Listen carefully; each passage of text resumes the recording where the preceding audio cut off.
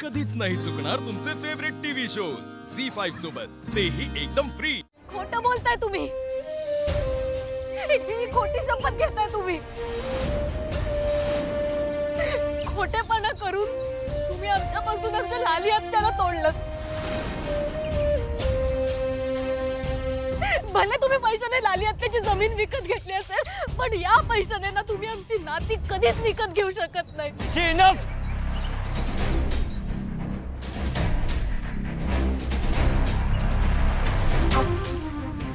मी माझ्या मॉमचा अपमान सहन करून घेणार नाही। आणि काय वाईट केलं माझ्या मॉमने? तुझ्या आत्याला पैसे दिलेत ना, की तुमची जमीन हडपली आहे तिने।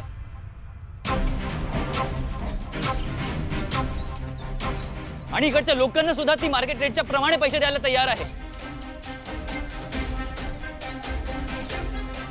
ती या गावात सोयी आणायचा प्रयत्न करते, इकडच्या लोकांना रोजगार देण्याचा प्रयत्न करते। काय चुकलंय तिचं?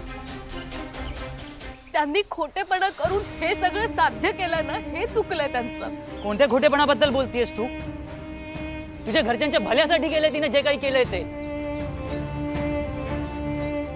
आणि तुझ्या घरच्यांनी मला सोकोल त्रास दिला होता, तरी सुद्धा माझ्या मनात त्यांच्या प्रती आदर आहे आणि पुढे सुद्धा राहणार आहे। पण तुझ्यासारखं मी त्यांच्यावर खोटे आरोप करत नाहीये मिनिशी। सर, माझ्या घरच्या लोकांच्या मनात एक आणि ओठावर एक असे कधी वागले नाही ते तुमच्याशी, जशी तुमची मॉम वागते। त्यांनी आता लपून छपून वार नाही केला।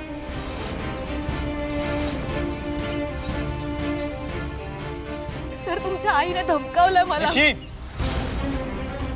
मी काहीही सहन करेन, पण माझ्या मॉम बद्दल बोललेलं मी सहन करणार नाहीये। सर, मी पण सगळं सहन करायला तयार आहे,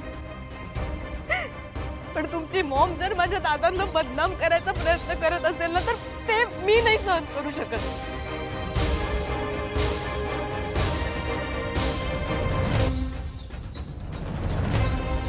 सर, तुमच्या आई अगदी बरोबर बोलतात। आपल्या दोघांचं जग अगदी वेगळं आहे। तुमच्या जगात ना सगळे बुरखे घालून जगतात आणि खरा चेहरा मात्र लपवतात।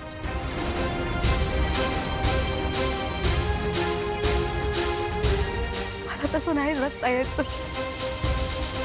फाईन, तुझं बोलणं तुझं वागणं बघून ना मला पण मॉमचं म्हणणं पटतंय। आपण ना एकमेकांसाठी मिसमॅच आहोत, आणि काही महिन्यांच्या प्रेमासाठी मी माझ्या मॉमचा, जिने मला जन्म दिला, तिचा अपमान सहन करून घेणार नाही। आपण दोघं कधी एकत्र येऊ शकत नाही।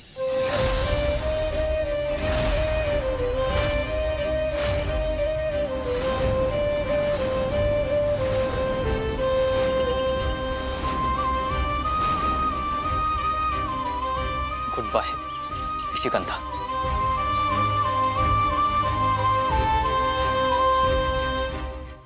झी5 ॲप डाउनलोड करा आणि पहा सर्व एपिसोड्स एकदम फ्री।